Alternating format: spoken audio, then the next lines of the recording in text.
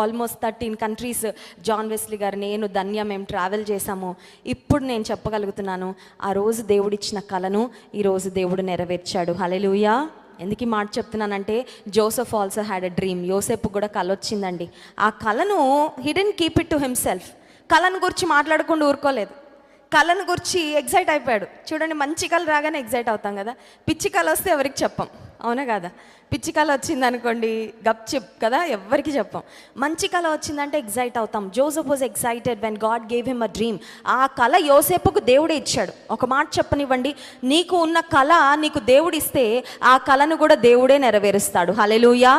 కొంతమంది పిచ్చి కళలు అంటారండి, ఆ కళలు దేవుడు నెరవేర్చాడు. దేవుని చిత్తానుసారం కాని కళలు కానీ ఆ కళలు ఎలా అయినా నెరవేరాలని ప్రయాసపడితే విఫలం అవుతాం, డిసప్పాయింట్ అవుతాం. ఒకవేళ బలవంతంగా ఆ కళ నెరవేర్చుకున్నా నష్టపోతాం. కానీ యోసేపుకు దేవుడు కళ ఇచ్చాడు. ఆ కళ